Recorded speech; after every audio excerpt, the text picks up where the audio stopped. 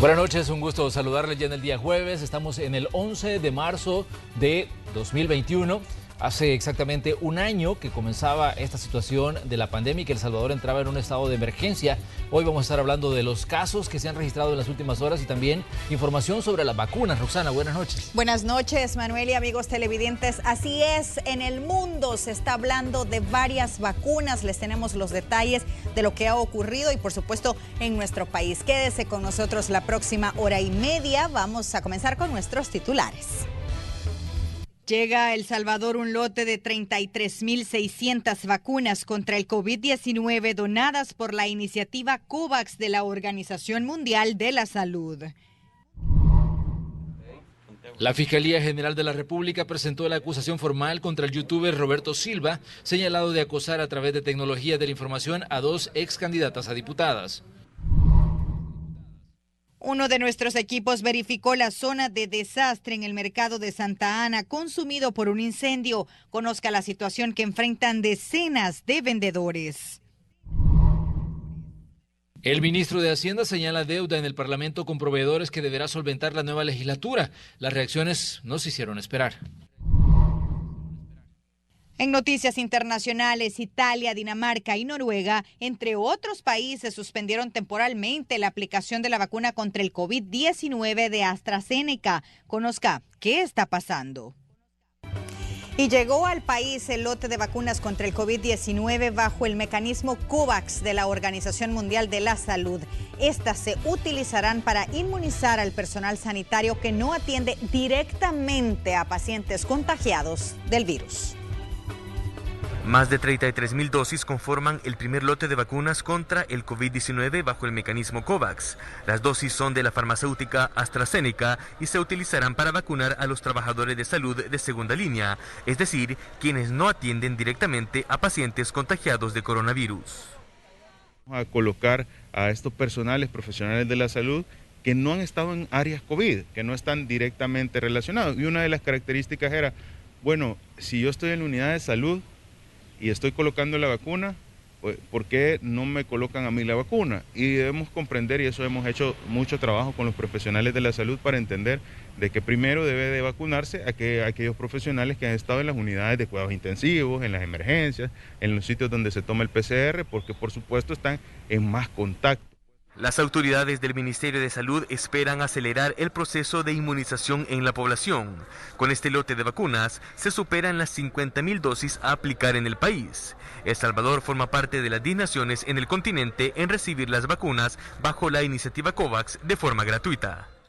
Ahora seguimos avanzando para completar todo el personal que no ha estado en áreas COVID, en áreas directas a la atención de pacientes con enfermedades respiratorias, y progresivamente en la llegada del volumen de más lotes de vacunas vamos a seguir pasando nuestra fase, siempre en nuestra primera fase, a los profesionales que esto no son sanitarios, y eso incluye la Policía Nacional Civil, Protección Civil, bomberos, las Fuerzas Armadas, nuestros maestros, y por supuesto aquí completaríamos nuestra primera fase de vacunación. De acuerdo a la BI, en aproximadamente 15 días se recibirá un segundo lote de vacunas que permitirá avanzar en la fase de vacunación e inmunizar al personal no sanitario como la Policía Nacional Civil, Fuerza Armada y Protección Civil. Con imágenes e informe de Enrique López, Noticiero Hechos. Y como se los adelantábamos, hoy se cumple justamente un año desde que la Organización Mundial de la Salud declaró la pandemia de esta enfermedad, a la COVID-19, un periodo en el que el mundo tuvo que adaptarse a una nueva realidad. Conozcamos parte de lo que ha ocurrido durante todo este tiempo a nivel global y aquí en El Salvador igual. Han pasado 365 días desde que la Organización Mundial de la Salud declaró el coronavirus como una pandemia. Desde ese momento, los gobiernos empezaron a intensificar sus medidas preventivas para resguardar a sus habitantes. Todos tenían la obligación de quedarse en casa y aprender a trabajar, estudiar y a realizar todas sus actividades de forma virtual, perdiendo el contacto físico con la familia y amigos. Más de 2.6 millones de habitantes a nivel mundial han perdido la vida a causa de la enfermedad. Y fue hasta el 8 de diciembre de 2020 que por fin llegó la tan esperada vacuna. La primera mujer en recibir la dosis fue Margaret Keenan, de 90 años, en el inicio del plan de vacunación del Reino Unido. En El Salvador, por fin se vio una luz de esperanza con la llegada de los primeros 2 lotes de vacunas de AstraZeneca, dando prioridad al personal de primera línea, que hasta el momento ha recibido cerca de 20.000 dosis. Con el segundo lote de 33.600 vacunas del sistema COVAX, se continuará vacunando al personal que no atiende directamente a los pacientes con COVID, y se espera que durante los próximos meses continuar con la línea no sanitaria, como los policías, soldados y maestros tanto del sistema público como privado. La inmunización además da oportunidad de volver a las actividades cotidianas como las reuniones, sin necesidad de distanciamiento físico o utilizar mascarillas. Según los Centros para el Control y Prevención de Enfermedades de los Estados Unidos, las personas que estén completamente vacunadas podrán relacionarse con otras personas que ya han sido inmunizadas. El CDC de Atlanta está dando algunas recomendaciones para personas que ya fueron completamente vacunadas y que tienen aproximadamente 2 semanas o más de haber recibido su última dosis de vacuna. Realmente esto otorga ciertas libertades para la persona que ha sido vacunada, como es reunirse con amigos, con familiares que ya hayan sido vacunados. Es decir, pueden reunirse, pueden tener una convivencia sin necesidad de utilizar una mascarilla. Pero todas las personas que estén vacunadas deberán continuar con las medidas de bioseguridad en espacios públicos o poco ventilados. Entonces, para aquellas personas también que visitan lugares públicos o restaurantes o gimnasio, no es recomendable quitarse la mascarilla. Siempre debe utilizar la protección necesaria, puesto que esto va a protegernos contra la enfermedad y también así recíprocamente vamos a proteger a las personas que se encuentran en esos lugares, que son de alto riesgo para cualquier persona. Quienes no tienen permitido evitar las mascarillas son los viajeros, debido a que se relacionan con personas de otros países y podrían estar en riesgo de contagio de alguna variante del virus, ya que los estudios no garantizan al 100% que estén protegidos de nuevas cepas. Carla Góchez, Noticiero Hechos. No debemos dejar de utilizar la mascarilla. No la debemos dejar de utilizar. Vamos a revisar a continuación la actualización de las cifras sobre el COVID-19 en El Salvador a través de la página que comparte el gobierno con la situación nacional de esta enfermedad. La última actualización se realizó el 10 de marzo. Bueno, ahí lo tenemos, hay actualizaciones de último minuto. Decirles que casos recuperados 58.208 son los casos recuperados en total, mientras que los casos confirmados 61.677. El resumen de casos, 138 casos nuevos, 250 personas recuperadas y 6 personas fallecidas, y la cantidad de pruebas que se han realizado en las últimas horas son más de 2.400 las que se han realizado en las últimas horas. Casos confirmados desde la primera vez que se conoció de un positivo por coronavirus en El Salvador, 61.677, 1.540 personas se encuentran ahorita que están padeciendo de COVID-19 como casos activos y 1.929 personas han fallecido. 1.929 personas. Casos sospechosos, más de 3.000 según vemos en la gráfica. Y bueno, casi los 800.000 pruebas se han realizado hasta hoy para detectar el COVID-19. Vamos a ver el pronóstico de los pacientes en la parte inferior de esta gráfica. Ahí lo vamos a tener en pantalla ya con esta actualización que yo les decía que constantemente se está cambiando. 48 son las personas que se encuentran en estado crítico. Mientras tanto, en estado grave son 217, en estado moderado 245 y estables 398. Estas son partes parte, mejor dicho, de las estadísticas que ha compartido el gobierno en las últimas horas sobre la situación del COVID-19 acá en el país, para tomar en cuenta. ¿Y sabe usted que el ministro de Hacienda, Alejandro Zelaya, señaló movimientos desde las plazas de partidos políticos hasta la planilla institucional de la Asamblea Legislativa? Los señalados en este caso por el ministro ya han reaccionado. La Asamblea Legislativa debe al menos $1 millón a proveedores, es decir, que la próxima legislatura heredaría esa deuda. El ministro de Hacienda, Alejandro Zelaya, se refirió a eso, criticando algunos cambios que se están realizando dentro del Congreso y que ya denunció el Sindicato de Trabajadores de ese órgano de Estado. Esto se refiere a que actualmente algunas personas están trabajando para partidos políticos. Sin embargo, el panorama podría cambiar a partir de mayo, pues pasarían a la planilla institucional. Dentro de los empleados que están pasando a plazas institucionales está el diputado Víctor Hugo Suazo, que tanto se jactaba, que varias veces me lo encontré en la Comisión de Hacienda y me invitaba a debatir y no sé qué y no sé cuánto. Y ahora, como era candidato a diputado y perdió, lo están pasando a una plaza institucional. Ahí también está el señor Rafael Lemus, que también se jacta mucho, ¿no?, de ser un gran profesional y alguien muy experto en finanzas públicas. Y ahí están pidiendo plazas institucionales cuando son cuadros políticos. Pero los señalados directamente por Zelaya no tardaron en responderle. Y lo único que buscan es denigrar la imagen y dañar mi condición de analista económico. Y el tema de acá es, yo nunca he pedido nada, no he solicitado nada de esos traslados, pero deben entender algo. Quien toma las decisiones de personal es la junta directiva.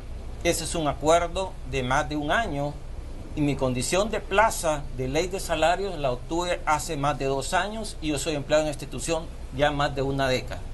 ¿Vea? Todas esas cosas que están diciendo son falsas. Ley del servicio civil, es decir, ley de salarios, desde hace muchos años, desde antes de ser candidato, desde antes de ser diputado suplente, y es porque estoy fungiendo una labor técnica, concretamente en la Comisión de Hacienda y Especial del Presupuesto, y aparte de querer debilitar a los distintos grupos parlamentarios de oposición, es evidentemente una persecución política a los que fuimos candidatos. La discusión llegó hasta las redes sociales, donde el ministro de Hacienda instaba al diputado por el FMLN a irse de la asamblea, mientras que Lemus publicó el acuerdo de junta directiva donde se tomó la decisión del traslado que incluye a al menos 9 personas del FMLN y 2 del partido Arena. Inmar Batres, Noticiero Hechos. Bien, es momento de que hagamos una pausa comercial, pero cuando regresemos vamos a hablar de lo que pasó ayer en Santa Ana, anoche en Santa Ana, y que nosotros le reportábamos aquí en Noticiero Hechos, el incendio que destruyó buena parte del mercado central de ese municipio allá en Occidente. Así es, les tenemos las imágenes de esa y otras informaciones. Quédese con nosotros.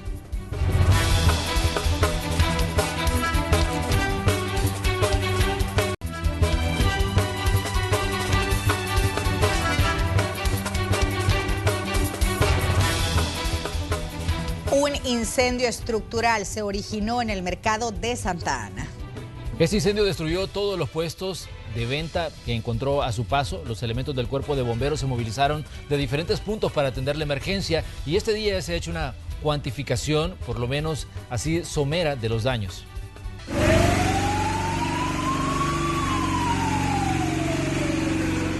Estas imágenes corresponden a las llamas que arrasaron con el mercado central de Santa Ana en la noche de este miércoles 10 de marzo.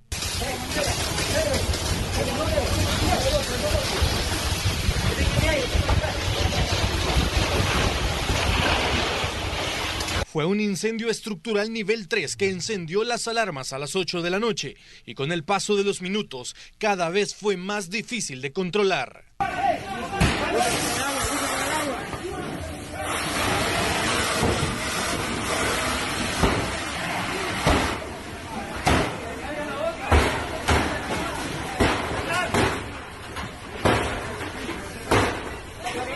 Por más de 3 horas, al menos 500 personas entre elementos de bomberos de 5 estaciones, acompañados por Fuerza Armada, policía, socorristas y muchos civiles más, lucharon contra las llamas, que solo dejaban cenizas a su paso. Está afectando grandemente la parte del mercado. Estamos coordinando apenas, estableciendo el comando acá para poder tomar las medidas del caso. Esperamos apoyo del cuerpo de bomberos periférico porque esto se nos está saliendo de la mano. Es algo delicado. Le llamo a la población a mantener la seguridad, la tranquilidad, y el ejército tiene seguridad sobre el perímetro. Entre las zonas consumidas por el voraz incendio fueron las áreas de ventas de mariscos, plásticos y ropa. Decenas de puestos terminaron calcinados ante la mirada de impotencia de los vendedores. La gran mayoría perdieron todos sus productos.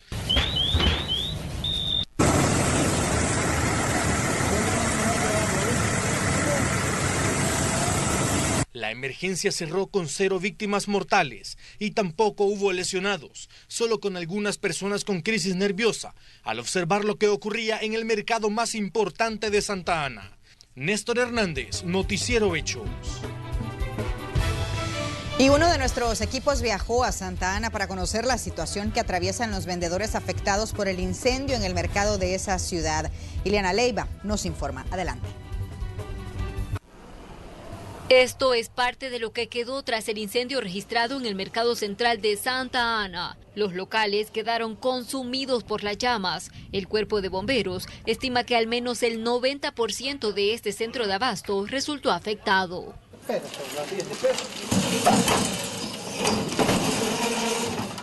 Aún así, algunos comerciantes tenían la esperanza de recuperar un poco de sus productos y electrodomésticos. Entre ellas encontramos a doña Yesenia, quien con lágrimas en sus ojos lamenta esta tragedia, ya que asegura que esta era la fuente de ingresos que sostuvo a su familia durante 24 años. Rescatar lo poco que quedaba. Es lo único porque ahí todo se ha perdido adentro, cámaras, todo. Mire todos estos vecinos aquí, una señora ya, tener 40, 50 años o más de estar acá en el mercado. Y de repente quedarse sin nada. Es bien duro, pero son pruebas, ¿verdad? Muchos sueños quedaron entre la ceniza, dicen otros comerciantes, por lo que consideran que el futuro es incierto. Pérdida nos ha tocado, ¿verdad? Y con la pandemia fue la cosa más terrible para nosotros, ¿verdad? Imagínense ahorita que empezamos a querer sobrevivir, ¿verdad? Porque acuérdense que el pan de cada día, pues, lo necesitamos. Con poco trabajo, serían unos 1.200 los que tenemos. Pero aún así es un sustento de vida. Cabal, me podría decir, a mi edad, yo ya no tengo niños chiquitos, pero sí tengo mis hijas que son madres solteras y me toca que echarle la manita.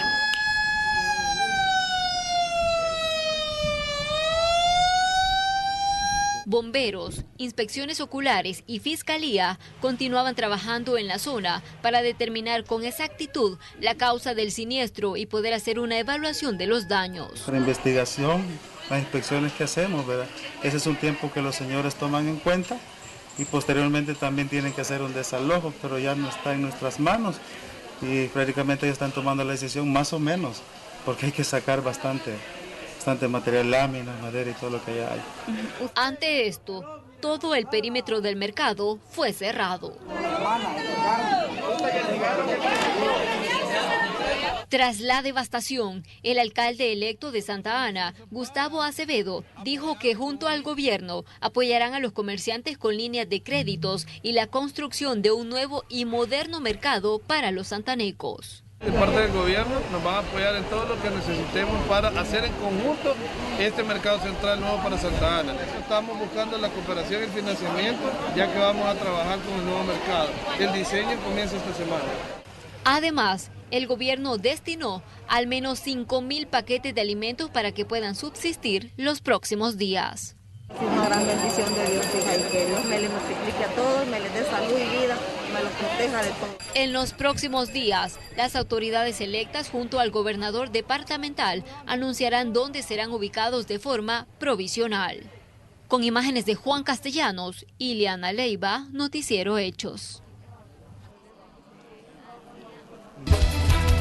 Y también le contamos que el director ejecutivo del Centro de Recursos Centroamericanos dio una entrevista a Noticiero Hechos para abordar algunos puntos claves sobre la relación de nuestro país con el gobierno de Estados Unidos. ¿Cuáles son sus expectativas? Escuchemos a continuación.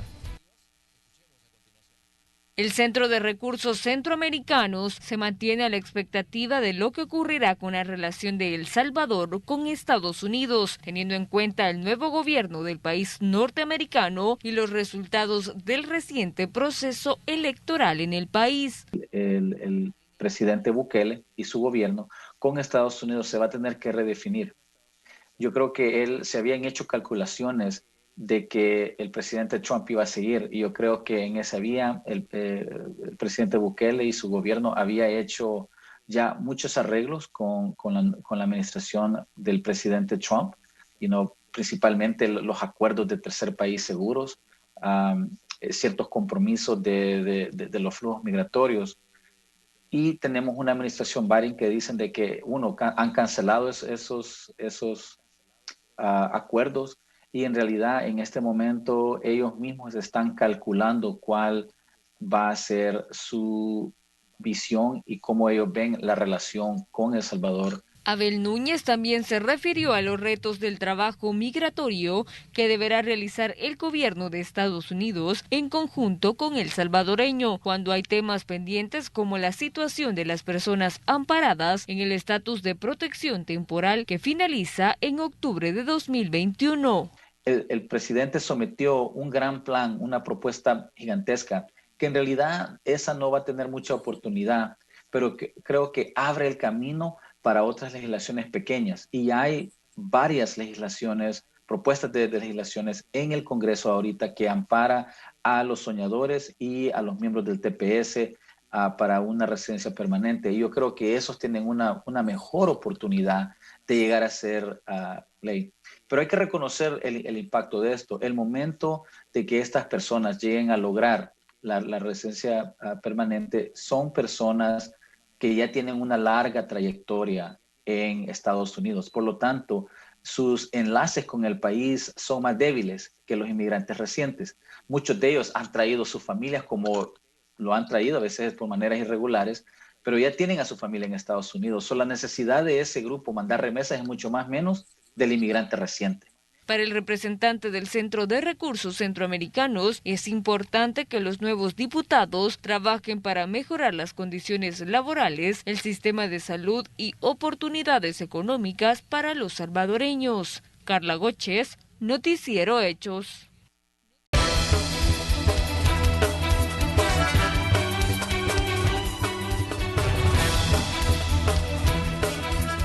Continuamos con Noticiero Hechos. A esta hora vamos a hablar de los resultados de las elecciones del 28 de febrero, porque más de 30 paquetes electorales fueron trasladados hacia el Centro de Divulgación de Resultados del Tribunal Supremo Electoral para buscar las actas correspondientes al mismo número de juntas receptoras de votos y concluir así el escrutinio final. El escrutinio final de las elecciones del 2021 se encuentra en su última fase. Sin embargo, el trabajo en las mesas aún no culmina. Este jueves fueron trasladados más de 30 paquetes electorales de los departamentos de San Salvador, La Libertad y Sonsonate, con el objetivo de identificar 33 actas faltantes. De acuerdo al magistrado Julio Olivo, son procedentes de las juntas receptoras de votos donde se registraron inconvenientes para la transmisión de resultados durante el 28 de febrero. Así es de que se están recuperando de lo que sería el kit tecnológico, ojo en eso, ese es el procedimiento, que significa ir a la computadora de esa JRB para extraer de allí lo que sería el acta. Si los integrantes de la JRB se equivocaron y la introdujeron en ese kit tecnológico. Paso segundo será ir a buscarla en presencia de la Fiscalía y en presencia de la Junta de Vigilancia Electoral, etcétera, etcétera, con todas las medidas de seguridad, ir a ver si la introdujeron en el paquete electoral, pero sin tocar papeleta. Representantes del partido Nuevas Ideas dieron a conocer ciertas irregularidades durante este proceso. Señalan que hubo intención de poner a cero las actas y respetando la decisión del pueblo expresado en las urnas. Carolina Recinos sostiene que, de no encontrar las actas, lo ideal es abrir las cajas y contar voto por voto, sin importar las preferencias de los votantes. y nosotros no podemos aceptar un acuerdo semejante porque independientemente hacia quién hayan estado dirigidos los votos que están en esas cajas, deben de respetarse. Desde nuestro punto de vista, si faltan las actas, lo que debe de hacerse es revisar los votos, revisar el paquete, establecer qué es lo que pasó ahí y consignar los números, sean cuales estos sean. Pero nosotros no podemos estar validando actas que provienen de máquinas que ya perdieron y ya se les rompió la cadena de custodia. El procesamiento de las actas en las 3 votaciones superan el 99%. Sin embargo, las autoridades del ente colegiado aún no confirman la fecha para dar a conocer los resultados oficiales. Con imágenes e informe de Enrique López, Noticiero Hechos. Y poco a poco las comisiones permanentes de la Asamblea Legislativa regresan a sus labores normales luego del proceso electoral. No así las comisiones especiales que aún no se reúnen. Las comisiones especiales de la Asamblea Legislativa no han sesionado ni antes ni después del proceso electoral del 28 de febrero. Según algunos parlamentarios, esto se debe a los resultados obtenidos en las elecciones y que dichas comisiones fueron creadas bajo intereses políticos. Y prácticamente han dejado tiradas las comisiones especiales. Ojalá que yo no creo que lo intenten ya, porque ya pasó la elección, pero todo era parte de una estrategia política, la conformación de alrededor de 6 o 10 comisiones especiales. Seguramente ya ni se van a reunir. Bueno, es lastimoso que las comisiones especiales no se reúnan, aun y cuando muchos argumentan que no hay nada mayor cosa que hacer, pues ha terminado la historia. Ahora, el haber perdido una elección me parece que es una actitud irresponsable de algunos compañeros de no venir al trabajo. Aquí estamos contratados por el pueblo hasta el 30 de abril. Consultamos a los parlamentarios que conforman la comisión especial que estudia el manejo de la pandemia por COVID-19, del por qué no se han reunido, y expresaron que ellos solo están a la espera de enviar su informe final. Bueno, en la comisión especial ya habíamos aprobado un dictamen parcial, ¿verdad? Que esperaríamos ver si se baja al Pleno Legislativo en las próximas semanas. Estamos a la espera del convocatoria del presidente de esta comisión para ver cómo culmina, ¿verdad?, esta comisión especial. Otro tema que no ha avanzado dentro del órgano legislativo es la solicitud de interpelación al ministro de Hacienda, Alejandro Zelaya, por el no pago del FODES. El estudio está en manos de la Comisión Política, la cual no sesiona desde hace más de 3 semanas. La Comisión Política, recuerde que tenemos 15 de 6 o 20 días de no reunirnos. Hasta este momento es un tema que no se ha tocado en absoluto. ¿Cuál es el motivo por el cual no se ha reunido esa comisión? No, desconozco, porque recuérdese que la convocatoria la hace el presidente de la Asamblea y él es el que no ha convocado, y obviamente no tener convocatoria pues son temas que no los hemos nosotros deliberado en este momento. En los últimos días, algunos diputados han participado en el escrutinio final de las pasadas elecciones. En el caso de la Asamblea Legislativa, habrá cambios drásticos en su conformación a partir del próximo 1 de mayo. Con imágenes de Ricardo Tovar, Rocío Cruz, Noticiero Hechos.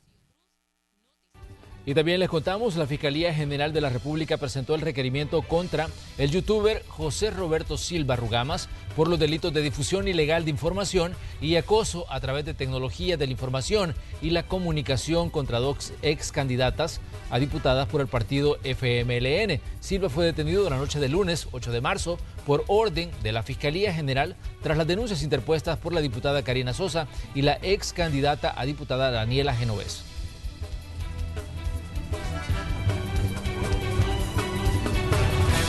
Y hasta 30 años de prisión podrían ser condenados los acusados del asesinato del dirigente político Ramón Curi, hecho ocurrido en 2018. Finalizó el juicio en contra de 3 implicados en el asesinato del secretario departamental del PCN, Ramón Curi, quien fue asesinado en la sede del partido en la colonia San Francisco el 26 de abril del 2018. Entre los acusados se encuentra un ex policía destacado en el 911, Santos Hernández, y los hermanos Samuel y Óscar Delgado Navas, quienes espera la Fiscalía cumplan con una pena de 30 años de prisión. Existe una planeación entre las 3 personas que se tienen acusadas, hay una distribución de roles entre ellas, Una pues presta cobertura en el momento del hecho, una otorga cómo el tirador llega al lugar del hecho, cómo se retira, y el otro pues efectivamente ejecuta de manera material el hecho. Fue a través de una investigación eminentemente tecnológica, técnica, científica, es así como se logra individualizar y establecer la participación que cada uno de ellos tiene. En este caso desfilaron 5 testigos propuestos por el Ministerio Público, entre ellos el testigo con clave Luna Llena, quien sostuvo que Curi tuvo problemas personales con los hermanos Delgado e identificó que se encontraban el día y a la hora en la que se registraron los hechos. Por su parte, la defensa, sin brindar mayores detalles sobre el proceso debido a que tiene reserva parcial, expresó estar optimista. Pues lo que se espera, como cualquier defensa, ¿verdad?, es de que el juez valore la prueba vertida durante el juicio y que emita un fallo absolutorio a favor de nuestros representados, ¿verdad? De ser encontrados culpables, los implicados podrían cumplir una pena de hasta 30 años de prisión por el delito de homicidio agravado. Con imágenes e informe de Marcela Rivera.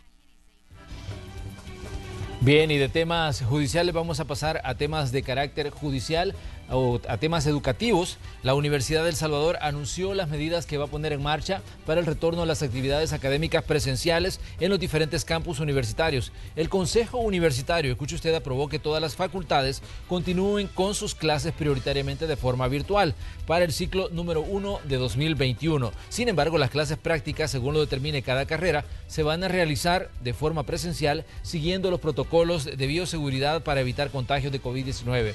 El retorno se va a realizar de forma escalonada, como lo ha dicho incluso también las autoridades de educación, tomando en cuenta la cantidad de estudiantes, instructores y también auxiliares de cátedra que tiene en este caso la Universidad de El Salvador.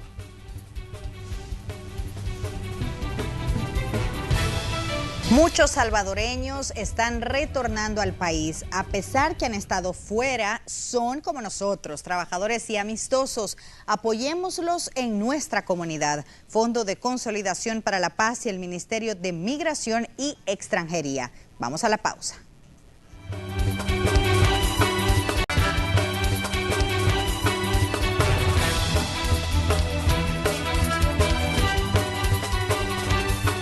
Y estudiantes en San Vicente recibieron las computadoras. Más detalles en la siguiente nota.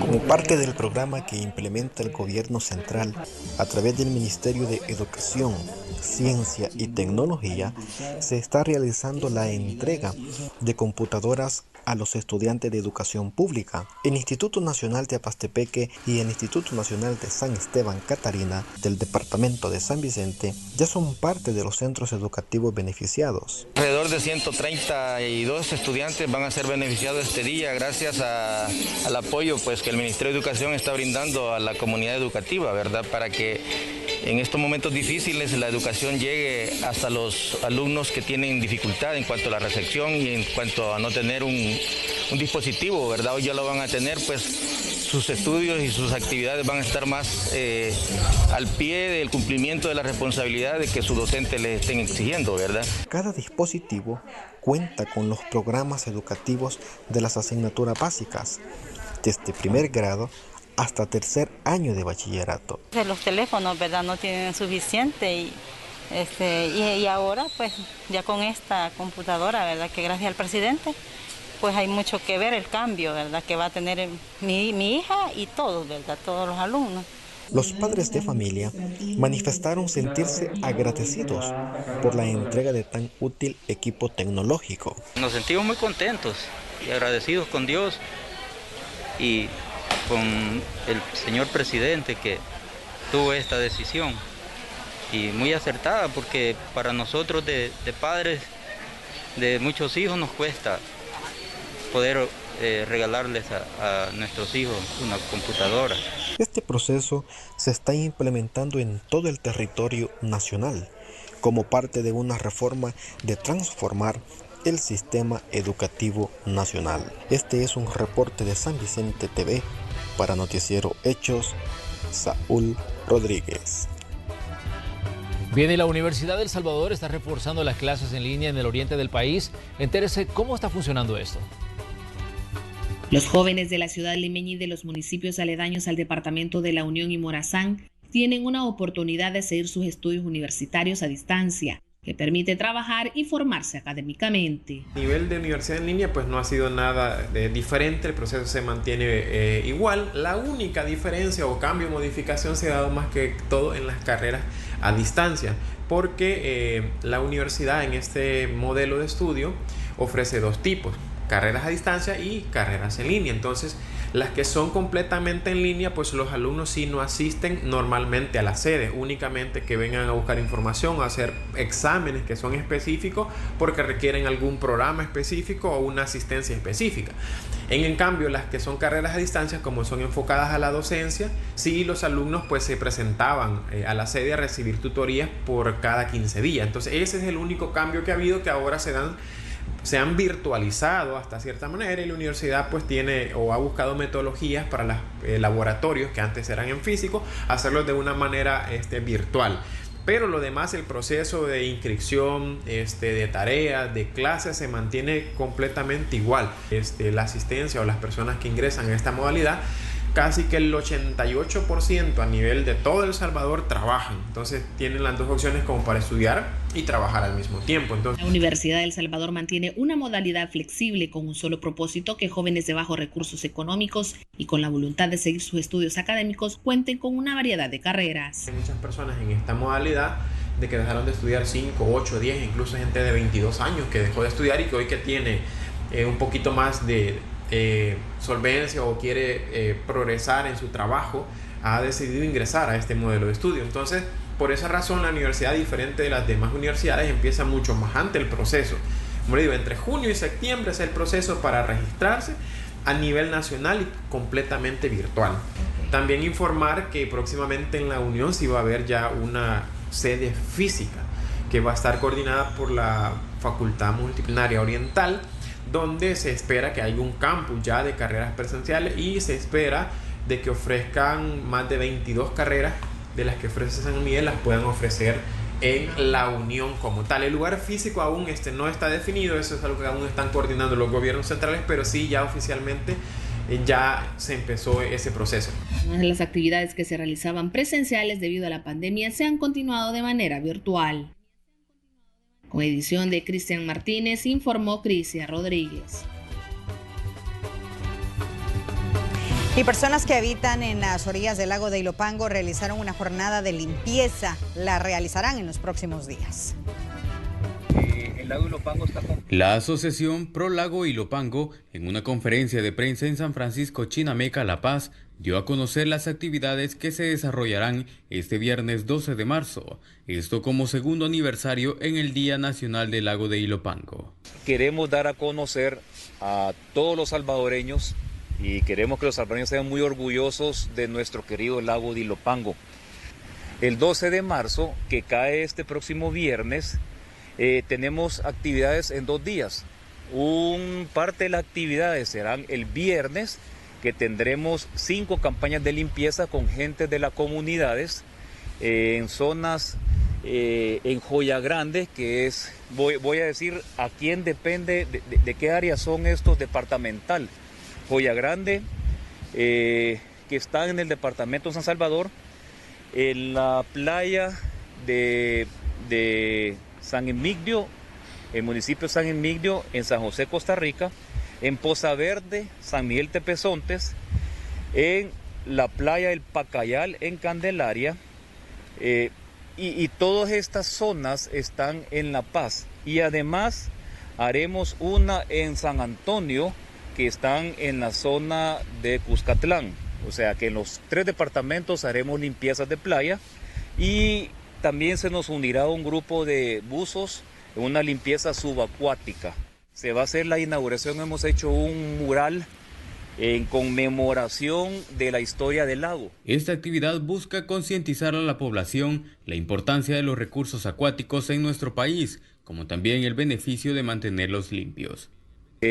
Nosotros como Pro Lago Ilopango tenemos 27 años de estar trabajando con el único objetivo que es la conservación y proteger el lago de Ilopango. Se espera que cada 12 de marzo se celebre en pro a la no contaminación actividades que beneficien al lago de Ilopango. una actividad que fue otorgada desde el 2020 por la Asamblea Legislativa. Este es un reporte de Dani Guarita.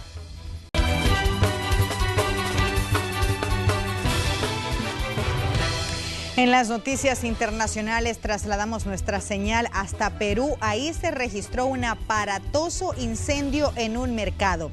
Adelante, escuchemos el reporte. ¿Qué tal amigos? ¿Cómo están? Reciban un cordial saludo desde Lima, Perú, para informarles respecto a un terrible incendio que se ha producido en horas de la madrugada en Piura, que es una región ubicada al norte de nuestro país, más o menos cerca, digamos, con el Ecuador, donde se ha afectado varios puestos del mercado principal, del mercado modelo de esta ciudad. Ahí estamos compartiendo imágenes con todos ustedes respecto a esta situación complicada que ha afectado por lo menos a 40 puestos de este mercado, que es realmente emblemático para esta localidad. Los bomberos debieron desplegarse por más de 5 horas ininterrumpidas para poder controlar esta situación, que se complicó por la falta de agua, por la falta de presión de este elemento. Incluso debieron llevar cisternas por parte de la Municipalidad de Piura para poder apoyar en estos trabajos que han realizado los bomberos de esta localidad. Incluso llegaron unidades de zonas cercanas como de Santa Rosa y también de Catacaos para poder sumarse a estos esfuerzos y poder controlar esta emergencia.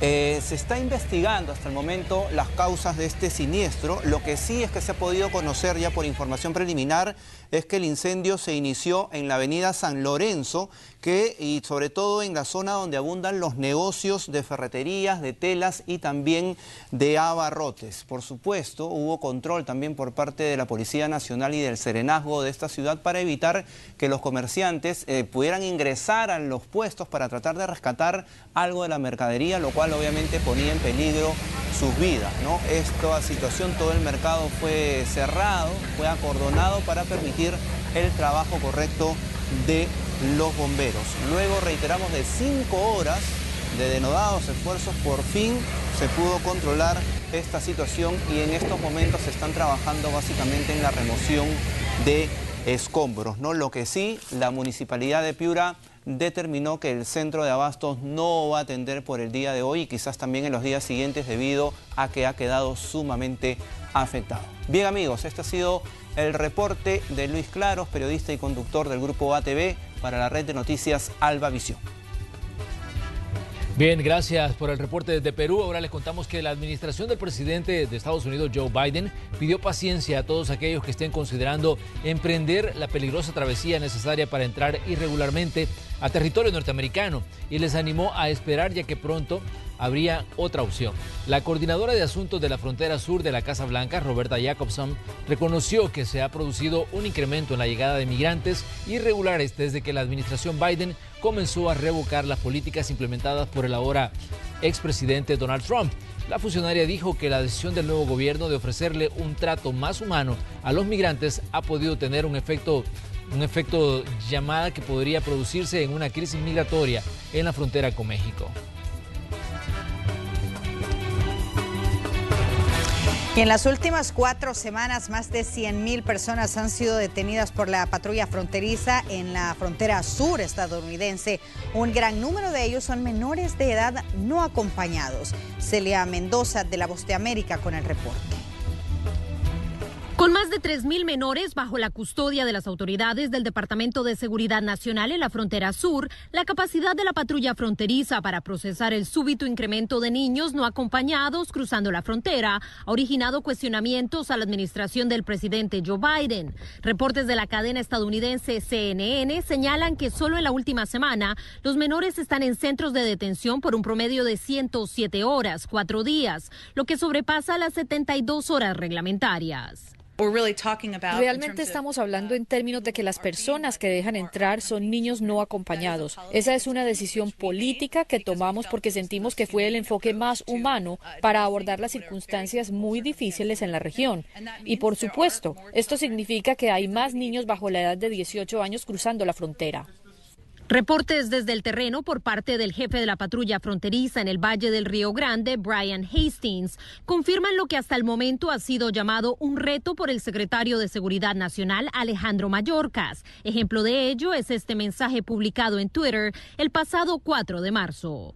Hoy un grupo de 105 extranjeros ilegales fueron detenidos en Havana, Texas. Mientras los agentes examinaban a 43 extranjeros ilegales, los traficantes de personas llevaron adicionalmente a 62 personas más a través del Río Grande. Este grupo estaba conformado principalmente por familias centroamericanas y 23 menores no acompañados. Ante estos casos, las autoridades transportan a estos inmigrantes a Laredo y El Paso, Texas, donde organizaciones como Hope Border Institute los asisten, explicó en conversación con La Voz de América, Marisa Limón Garza. Estamos recibiendo familias ahorita que vienen, muchos centroamericanos, desde el Valle de Texas directamente a El Paso. Ellos están llegando, iniciaron el lunes y ya tenemos varias familias aquí con nosotros, recibiéndolos como, pues, en una manera digna y humanitaria. La administración Biden anunció este miércoles la reapertura del programa para menores centroamericanos. La iniciativa permite a niños y jóvenes de Honduras, El Salvador y Guatemala aplicar desde sus países de origen para reunirse con sus padres si ellos viven bajo estatus legal en Estados Unidos. Celia Mendoza, Voz de América. Bien, y detrás de los datos sobre casos del programa de protección al migrante procesados, hay historias personales, la inocencia de niños con dolorosos recuerdos, pese a su corta edad. Me vine cuando tenía 5 años. Sara, como llamaremos a esta menor para proteger su identidad, guarda pocos recuerdos de su país. Sus mascotas, dice, será lo que más extrañará, pues la familia que tenía allí fue asesinada. Mataron a mi abuelo y a mi tío. Historia que complementa a su padre, quien nos dice que las maras, pandillas que operan en países centroamericanos, querían reclutarlos. Fue por no ayudarles a ellos, por no meternos a la mara nosotros. Por ello decidieron emprender su viaje hacia Estados Unidos, el cual narra, además de difícil, fue riesgoso, pues su esposa e hija casi pierden la vida. Allí llegaron hasta la frontera y en julio de 2019 se presentaron ante inmigración solicitando protección. Luego vino la espera, detenidos en la frontera sur de Estados Unidos, en un lugar conocido como La Hielera, a la que Sara le ha dado otro nombre. Calentera, solo sudando paso allí. ¿Y cómo te trataron allá? Bien, y lo que más me gustó de La Hielera, los burritos y las galletas. Y el juguito. Pero cuenta, sus días eran largos. Pasando viendo la pared, nos podemos bañar, pero en toallitas. Después fueron enviados de vuelta a México, pues el protocolo de protección a migrantes MPP, también conocido como permanecer en México, estaba en rigor según lo establecido por la pasada administración. Pues en Tijuana fue duro. Primero encontrar dónde vivir. El trabajo duro y mal pagado también. Ahí lo asaltaron a uno, a cada rato lo asaltaban. La actual administración decidió procesar los cerca de 25,000 casos de MPP. Ellos son de las primeras familias en regresar a Estados Unidos. Ya pasaron por la prueba de COVID y la cuarentena obligatoria. Ahora esperan su permiso de trabajo mientras avanza su caso con la esperanza de que la protección que buscan les sea otorgada. Laura Sepúlveda, Voz de América, Nueva York. Y organizaciones de derechos humanos de Nicaragua denuncian que el gobierno de Daniel Ortega implementa el mecanismo de puerta giratoria con los denominados presos políticos, el cual consiste en liberar y encarcelar a reos de forma periódica. El estado de salud de Estela Rodríguez se ha complicado desde que su hijo Eduard Lacayo fue arrestado en 2019 y posteriormente condenado a 15 años de cárcel. Ya no resisto más, libérenmelo, liberen a todos los presos, a todos los secuestrados, libérenlos, por favor. Según la justicia nicaragüense, Eduard Lacayo es traficante de drogas, pero su madre alega que su delito fue dirigir las protestas en la ciudad de Masaya, ubicada a 30 kilómetros de Managua. El 15 de marzo va a tener 2 años mi hijo de estar ahí en la cárcel. Desde el 10 de noviembre no me le pasan la comida. Y yo les he dicho a ellos, los voy a denunciar porque es demasiado que mi hijo, un servicio, un día de comida me le dan. Eduard forma parte de la lista de 125 activistas arrestados, por lo que la Comisión Permanente de Derechos Humanos considera razones políticas. Según Carla Sequeira, representante de esta organización, el gobierno de Daniel Ortega ha implementado el mecanismo llamado puerta giratoria, el cual consiste en liberar y encarcelar a reos de forma periódica. Saca personas, pero de igual manera o con una mayor cantidad vuelve a detener y crear procesos judiciales a personas simplemente por el hecho de ser contrarios. Sin embargo, funcionarios estatales siguen afirmando que en Nicaragua no hay presos políticos y que el gobierno respeta los derechos humanos de todos los reclusos. Donaldo Hernández, Voz de América, Managua. Hacemos un nuevo espacio para comerciales.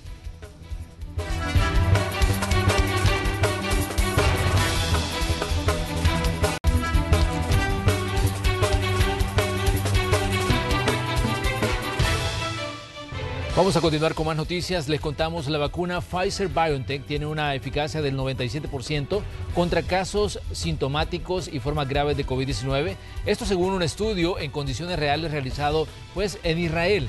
El nuevo estudio mejora los datos ya conocidos sobre este fármaco, apuntándose hasta ahora como el más eficaz para el combate a esta enfermedad de la COVID-19. Según el estudio, la vacuna también es eficaz en un 94% contra las formas asintomáticas del virus.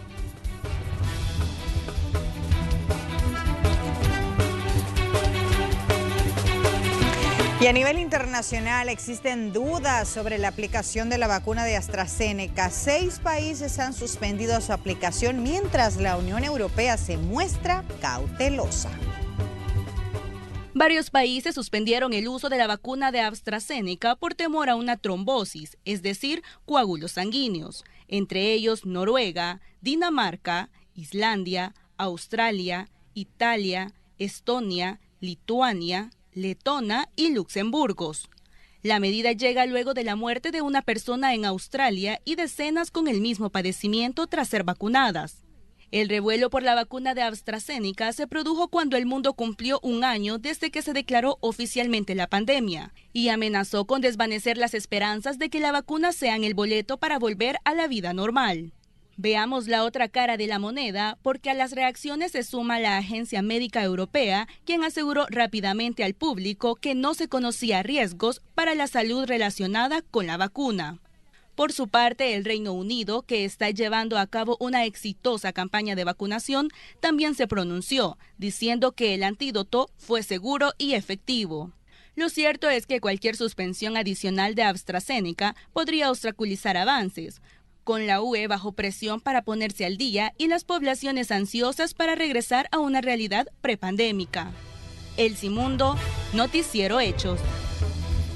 Y la Agencia Europea del Medicamento, EMA, aprobó la vacuna de una sola dosis de Johnson & Johnson contra el coronavirus. Que esto se convierte así en la cuarta que recibe la luz verde en la Unión Europea. La decisión supone un impulso para el lento programa de vacunación en el bloque, aunque las primeras dosis podrían no llegar a los países europeos hasta el mes de abril. El gigante farmacéutico norteamericano solicitó el 16 de febrero la aprobación de la vacuna desarrollada por su filial Janssen. Y el presidente de los Estados Unidos, Joe Biden, ofrecerá su primer discurso televisado tras un año de afectación por el COVID-19 y 50 días de su mandato. Su aparición será televisada en horario estelar e informará de la campaña de vacunación que ahora llega a 2 millones de personas al día. Biden ahora se cuelga la medalla de un paquete de rescate de COVID-19 de 1,9 billones de dólares recientemente aprobado. Su primer gran legado, que representa un intento ambicioso de reconstruir la economía de los Estados Unidos para ayudar a los menos favorecidos.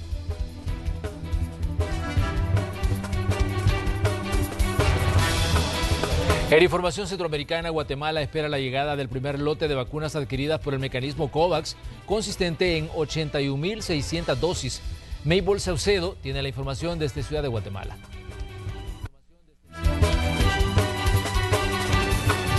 Gracias amigos de la red de noticias Salvavisión, y es que precisamente para las 15 horas de este jueves se tiene previsto que ingrese el tercer lote de vacunas contra COVID-19. En este caso es importante destacar que este tercer lote es el primero en ser comprado mediante el mecanismo COVAX y se trata entonces de 81.600 dosis de vacunas de AstraZeneca. En ese sentido es importante destacar de que el Ministerio de Salud Pública las recibirá en el Centro Nacional de Biológicos y desde la zona 13 capitalina arribará el vuelo que los llevará a bordo de camiones con sistema en frío para no perder esta cadena.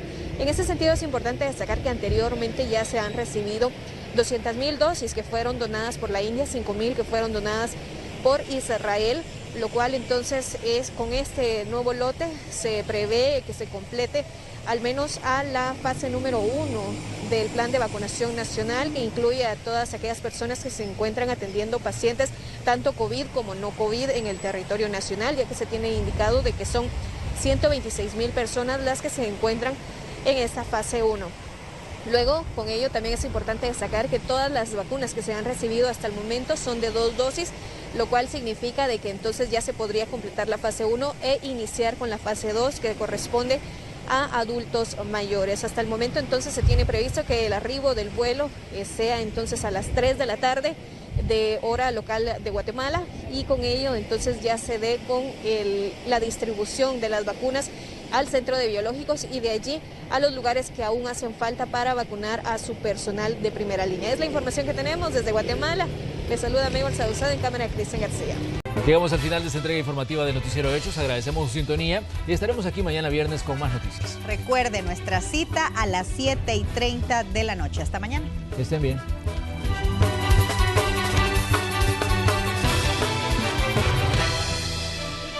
Estamos fingiendo que somos amigos.